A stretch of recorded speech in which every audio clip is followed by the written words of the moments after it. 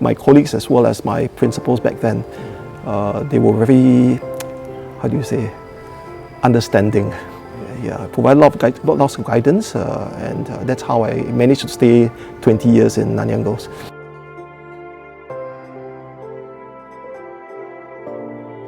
I've operated in Singapore as well as the regional area, namely China, Indonesia, as well as Cambodia.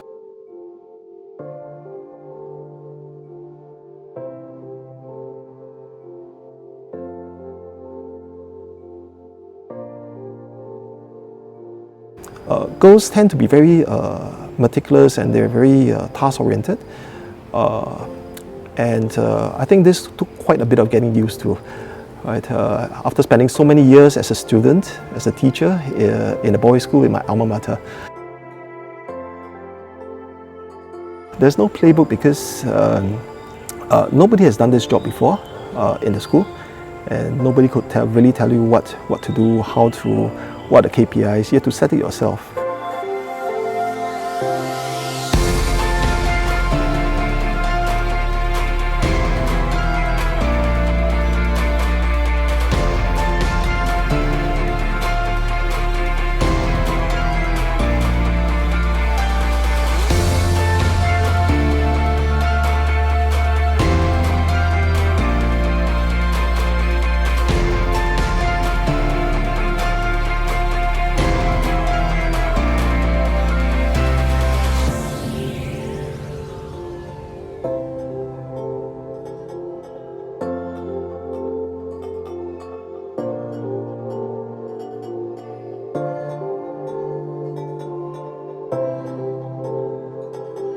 My name is Paul Tan. I'm a retired educator with many years of experience as a teacher, as well as head of department, as well as a school leader. I'm Christian, right? I'm a Methodist by denomination. I was put in church kindergarten at a very tender age of 5 years old. I received a Christian education from a very young age in the Methodist tradition. Right, so that I think cultivated me with a spirit of service. Tried my best to bring to the workplace, service to others, humility, and as a Methodist, work hard, respect. I mean, these are very universal values. I started out way back in 1994 when I started my studies at NIE, National Institute of Education in Singapore. All right, that took me a year, and then I was posted back to my alma mater, Anglo-Chinese School. First 5 years as a new teacher was challenging in terms of the pace. Over at Anglo-Chinese School, I was very happy serving my students and working with my ex-teachers. Okay, it meant a lot to me. I stayed there for about 5 years, after which I posted to the Ministry of Education, right, at Co-Curricular Branch. Started off as in the National Cadet Corps as the commander of the West District of NCC. I worked there as an officer. My concurrent appointment was the head of training in the National Cadet Corps. Right? This was also one of my greatest learning journeys in my career, working with ministries as well as many principals. I think in 2004 I joined Nanyang Girls High School, where I worked through the ranks as a teacher, head of department, where I taught English and language arts for quite a number of years. Okay, those were exciting years because Nanyang was embarking on its independent school journey. I was asked by my principal back then whether I could take up this post called the head of infrastructure. So what is the head of infrastructure? The head of infrastructure basically takes care of everything physical in the school campus, right? So whether it's in the Nanyang Girls Boarding School or Nanyang Girls High School, right?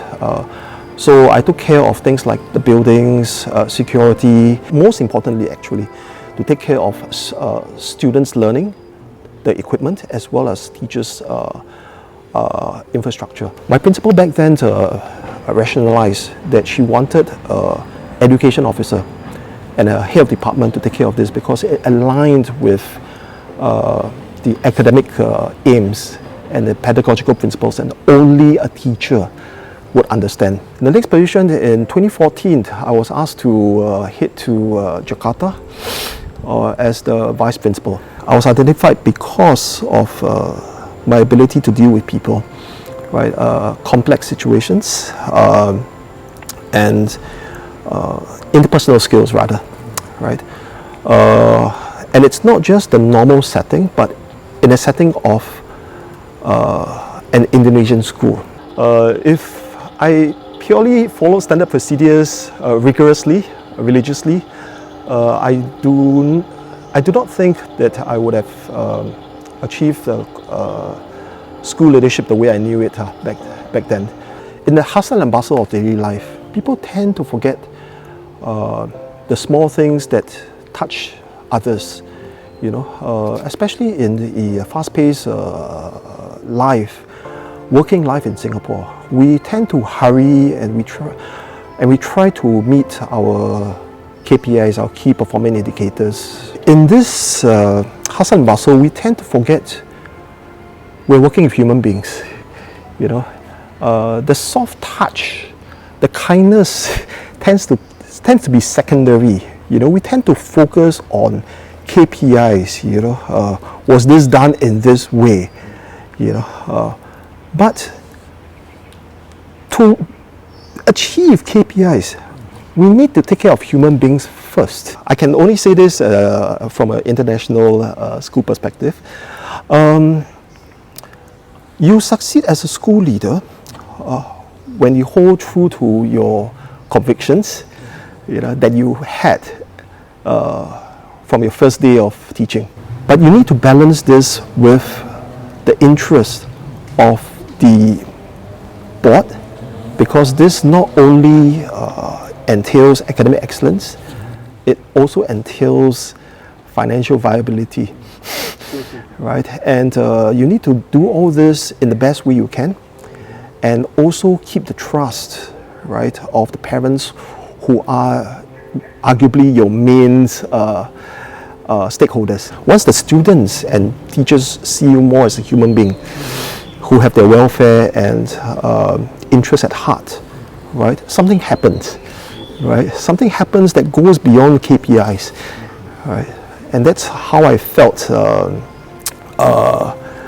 the best days of my time in Jakarta as a school leader went. I think on the semi-retirement mode, I'm really very happy because I've got more time to do my own things at my own pace. It's a continuum, you know. You continue to define your own success in your own ways, you know, and it's not like a big KPI, how much you earn, you know, how many houses or cars, you know, but it's, for me, it's how many lives you touch and how many people you've helped, you know, and it's important to me, right? It doesn't matter whether I personally succeed in my job, you know, but how many people I've personally touched and helped during the course of my job, right, to help them achieve their personal success, right? So to me, that is important, and I'll do it for as long as I can live.